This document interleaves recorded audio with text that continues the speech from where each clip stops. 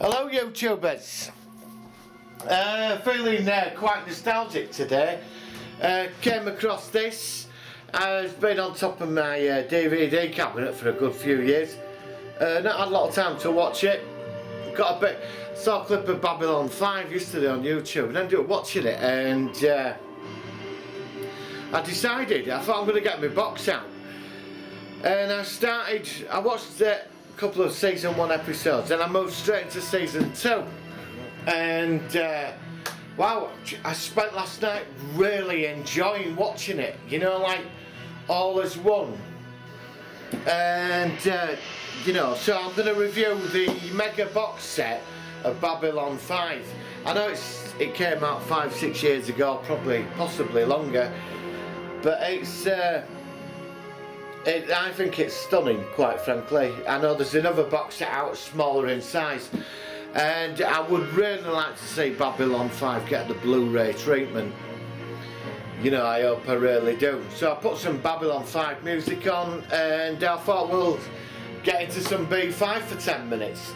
So right, let's start. As you can see, the box has got a nice, it's got the motif and logo on. On the top is the Babylon 5 station. On the other side it says Babylon 5. The box is incredibly heavy for what you get. Now I bought this from HMV about, I must have paid, I think, about 90 quid for it. And it was the best 90 quid I spent. So I remember when the box sets came out separately. I remember when they first came out, they were like 39 quid. And then they released this, and I remember it was over 100 quid. And then there was a bit of a sale on, and I got it. I think it was 80 or 90 pound I paid for it. But this box set has got everything. It's got the whole trilogy of all of it. So let's open the box up. As you can see, that's the top of the box. A nice picture of the B5 space station, logo, everything on top. And the box opens up. As you can see, all the episodes in each like paragraph. You know, which is like here, season 1, season 2, season 3. I could go on. Right. So you know, we get into Babylon 5. This is season 1. Contains 1, 2, 4, 6. 1, 2, 3, 4, 5, 6. Contains 6 discs. So that's season 1. As you can see, with the discs in, the nice 5 all together. I haven't opened this in a long time. That's the back. I personally like Jeffrey Sinclair, and Michael O'Hare, who played him, was a great actor, and you are going to be missed.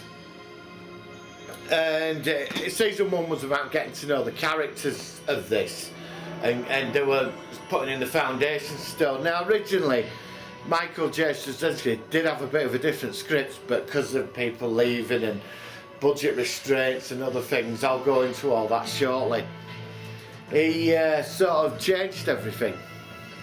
So personally, it started season 2. Season 1 finished on quite a cliffhanger, you know, with the Shadows making an appearance, and then Jeffrey Sinclair was called back to Earth. I could go into a lot of the season 1 episodes are standalone, apart from the arc in the background.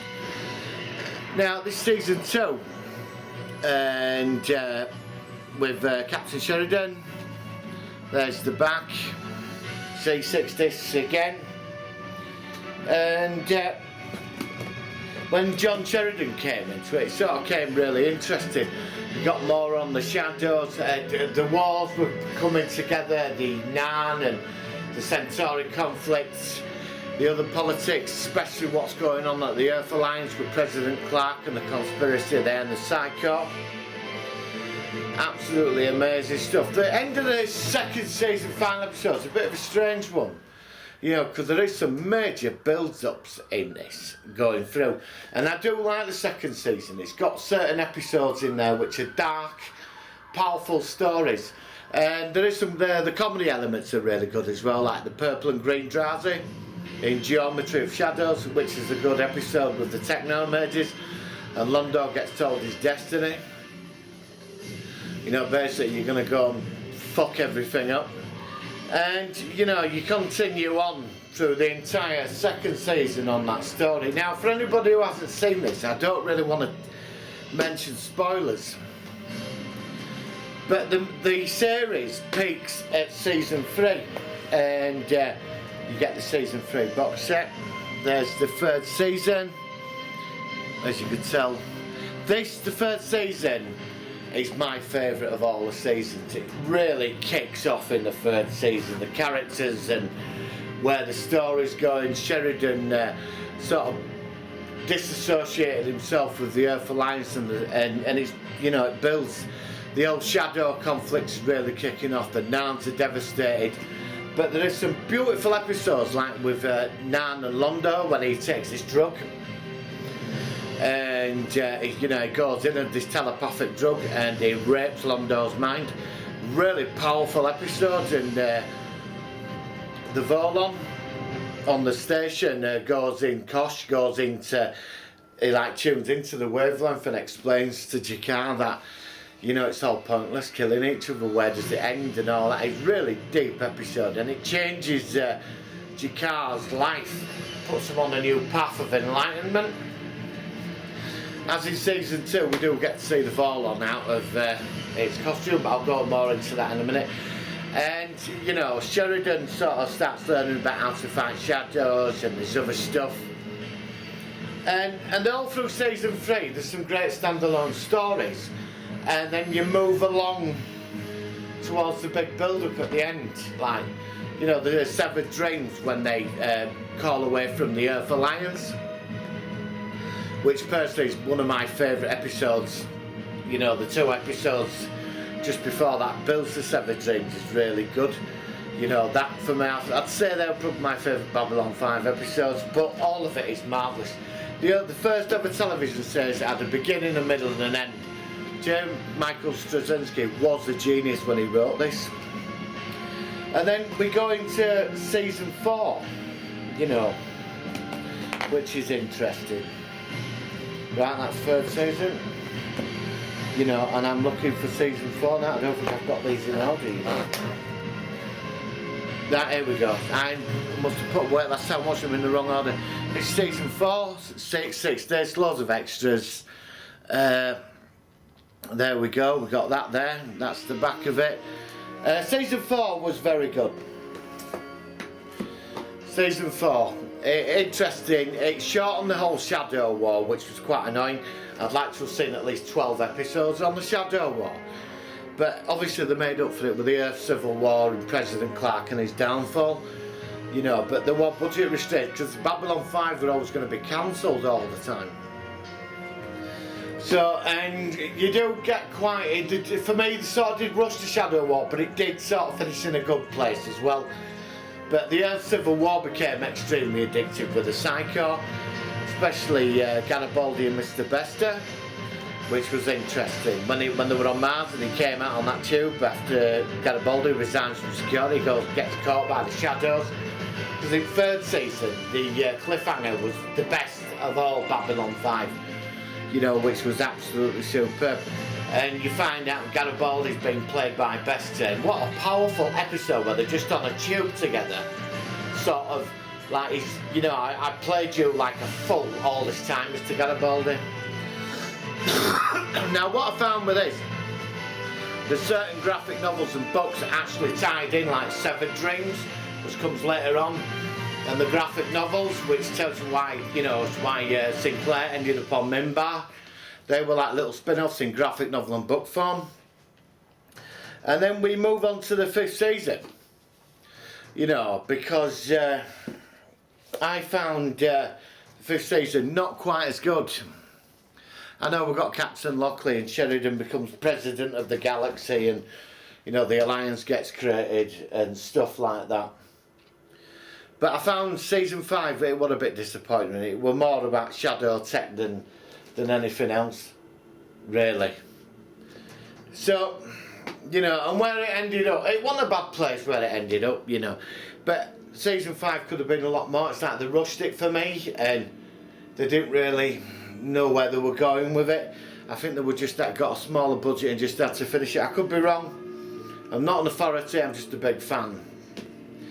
But for me, Babylon 5, I was involved in like a personal relationship at the time, meant a lot to me, and it brought 5 years of very good place in my life where the up, the high and the middle, and that's why Babylon 5 is really personal to me.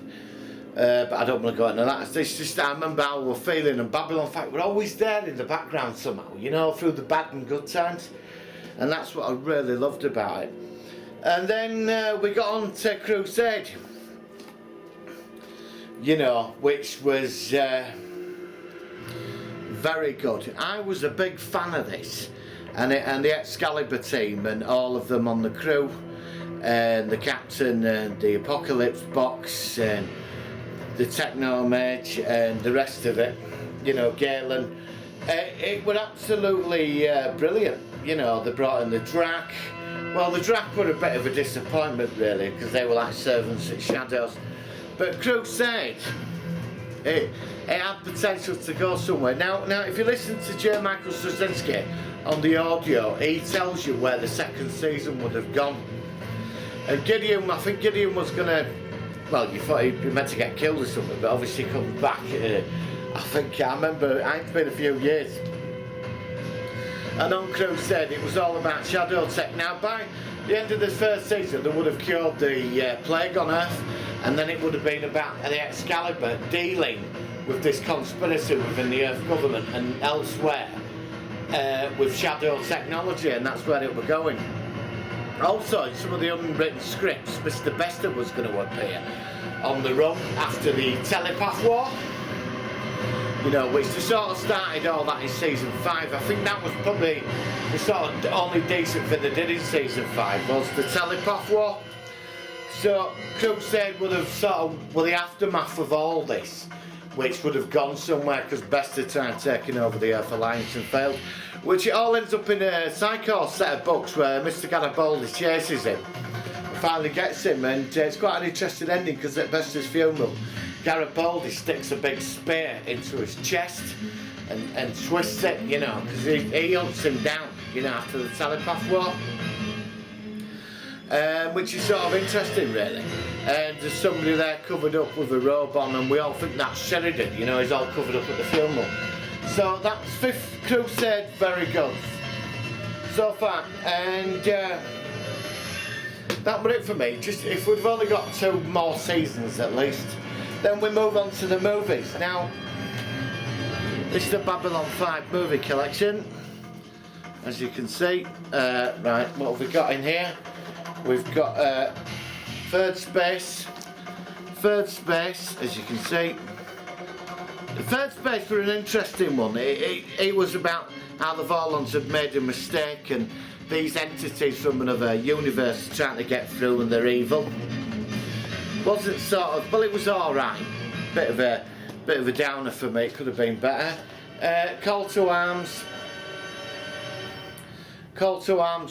absolutely, this was the pilot episode more or less for Crusade. I like Call to Arms, was very good. And you know, when you get to see the Excalibur and its sister ship, and the Shadow Deathkiller gets whacked in it, you know, which is great. When the other captain of the other ship turns around and says Daddy's going to protect his daughter from the monsters, which was, you know, quite powerful stuff. Not a bad film, Call to Arms. I remember buying that separately on VHS. God, that's how many years ago it was. River of Souls. Interesting standalone sort of movie. Not my thing, but alright. Very quasi-religious about, you know, the soul stealers and all them, you know. Everybody fears them, and Martin Sheen in it plays a great part. Not a bad film actually, quite enjoyed it. You know, so that's the part of the movie collection. Let's move into these here of the box set. We won't go into that till last. The Gathering, the pilot episode of the series, Laurel Tokushima no Ivanova. Gathering's not too bad for a pilot episode actually, I found it quite enjoyable. Nice way to slide you into Babylon 5 and get to know characters a bit. Pretty standard, but yeah, not a bad start. In the beginning, my favourite personal Babylon 5 movie, absolutely brilliant. It gave you a lot of backstory of the characters, where they were, what they were doing, the whole Minbari thing. In the beginning, very good. Like how Londo sort of inducts it while Centauri Prime's burning. I mean, there's so much I could go into today on this. Honestly, I could talk about the whole conspiracies, the plots, the spiritualness, all of it, of every episode. You know, honestly, I'd have to make 50 reviews just to do this, and I'm trying to get this done like in 10 minutes, you know. But the Babylon 5 is a unique one for me, and I'm going to give it 10 out of 10. You know, alright, it's got a few sort of dappers in there. There is a bad one. They did try, I think this was terrible. The Legend of the Rangers. It was just, I thought, was a complete utter waste of time. I think they went about it the complete wrong way, creating the enemy something before the shadows. Never really got it. I think that for me is the one doozer, but I'm not going to knock anything off on this review, because Babylon 5 is definitely worth 10 out of 10. The value of this box set even now is worth paying. I would still pay 90 quid for this, even today, you know. And I think it's stunning. Honestly, you get everything in one big box set and it's perfect. So for me, you know, if you haven't seen Babylon 5, I do recommend it. Even today, it still stands the test of the time. I know the effects are a bit smudgy and compared to today's CGI, but Babylon 5 was one of the first programmes to use CGI. And don't forget, every year it was always going to be cancelled. You know, Channel 4 in the UK picked this up and stuck with it, you know, which were quite good until season 4. They moved it later on at night. But Babylon 5 season 3 for me was the best. So I've rated it. I've talked about it as much as I can. Honestly, I could go into this for hours, but I don't think there's much point. You know, I've done what I said. It's an enjoyable ride, this to watch. So I'm gonna, you know, wish it all the best. So that's it for me, and bye bye from the Babylon 5 box set. So I'm just gonna close it up now. That's it. Thanks for watching. This is me and my quick review of the Babylon 5 box set. You know, I've said that already. I'm repeating myself. I'm not very good at this, but fair enough. So if you like, please subscribe to my videos, watch my reviews, let me know if they're good or bad. I look forward to hearing from you. So thank you very much, have a great day, and that's it. So until the next review.